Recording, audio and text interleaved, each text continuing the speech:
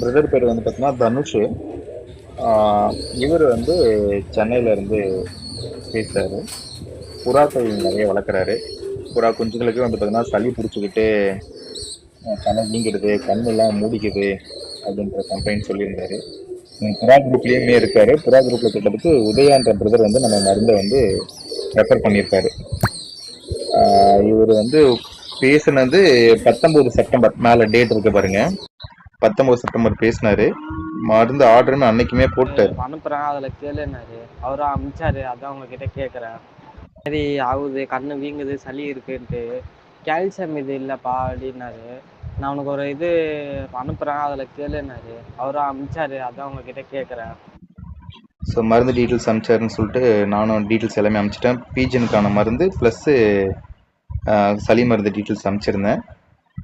அதுக்கு அடுத்தது அவர் address payment போட்டார். பேமெண்ட்டு வந்து பார்த்தீங்கன்னா 500 ருபீஸ் போட்டார். நான் என்ன பண்ணேன், பொருள் அனுப்பிச்சிட்டேன்.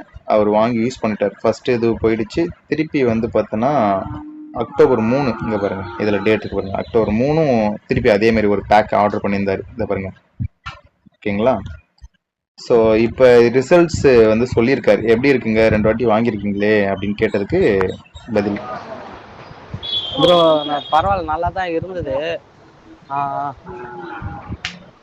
சளிக்கு தான் ப்ரோ கொடுத்து ரிக்கவர் ஆகுது. மறுபடியும் இங்கே கிளைமேட் மாறினால மறுபடியும் இதுவாகுது. மற்றபடி அது நல்லா ரிசல்ட் இருக்குது. பக்காவாக இருக்குது. மெடிசன் ரெண்டுமே நல்லா பக்காவாக இருக்குது. ஓரலாக கொடுத்தாலே நல்லா இருக்குது. என் வீட்டில் ஒரு பிறாக்கு அப்படி தான் ஓரலாக கொடுத்து சளி வாயெல்லாம் பிறந்துருந்தது. அந்த பூஸ்டரில் எடுத்து அடித்தேன். கரெக்டாக ஒரு 5 நாளைக்கு கொடுத்தேன். கரெக்டாக பக்காவாகிடுச்சு. இப்போ அந்த பூஸ்டர் இருக்குது எனக்கு கையில். சளி மருந்து மட்டும் இந்த குரங்கு தூக்கின்னு போயிடுச்சு. குரங்கு வந்து ரொம்ப அட்டகாசம் பண்ணி, அதனால தான் இப்போ சளி மருந்து மட்டும் வேணும்.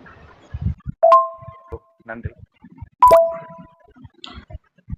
இது சளி வந்ததுக்கப்புறம் நம்ம வாய் வழியாக டைரெக்டாக கொடுத்தா தான் சரியாகும். அப்போ போயிட்டு தண்ணியில் நம்ம ஓரளவு கலந்து வச்சா அந்தளவுக்கு நம்மளுக்கு ரிசல்ட் கொஞ்சம் லேட் ஆகும். டைரெக்டாக கொடுத்தீங்கன்னா உடனே உங்களுக்கு ரிசல்ட்ஸ் கிடைக்கும். ஓகேங்களா?